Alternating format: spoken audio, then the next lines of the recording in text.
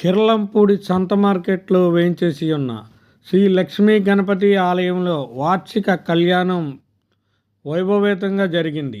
ఆలయ ప్రధాన అర్చకులు బాదంపూడి ప్రసాద్ శర్మ ఆధ్వర్యంలో వేద పండితులు పిరాట్ల వెంకటశాస్త్రి, పిరాట్ల సాయి, యలమంచిలి సిద్ధాంతి శాస్త్రోక్తంగా నిర్వహించారు.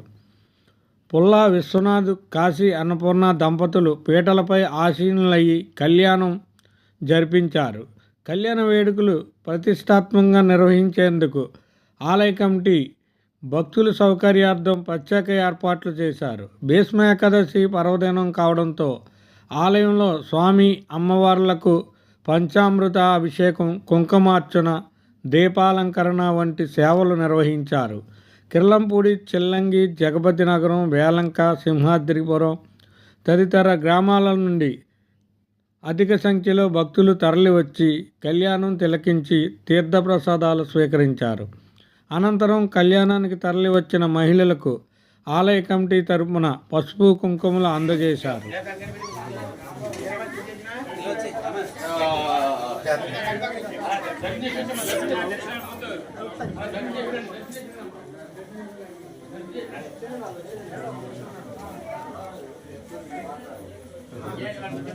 విఘ్నేశ్వర విఘ్నవిదూరకారే నిర్విఘ్నకార్యేషు ఫలం సుసిద్ధం. విఘ్నేశ్వరో నామ సురేషు పూజ్యో వధూవరాభ్యాం వరదా భవంతు. ఓం శ్రీ లక్ష్మీ గణపతయే నమః.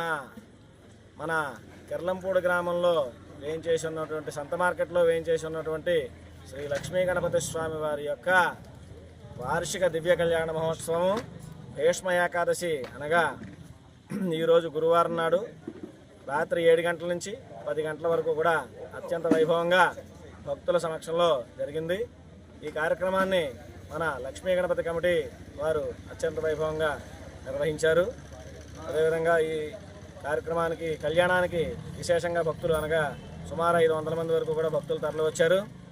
భక్తులందరూ కూడా మన కమిటీ వారు స్త్రీలకి రవికిల మొక్క, గాజులు, పసుపు కుంకుమలు, లక్ష్మీదేవి డాలరు అందజేశారు. అదేవిధంగా భక్తులందరూ కూడా విశేషంగా ప్రసాదాలు స్వీకరించారు. స్వామివారి యొక్క అనుగ్రహాన్ని పొందారు. స్వస్తి.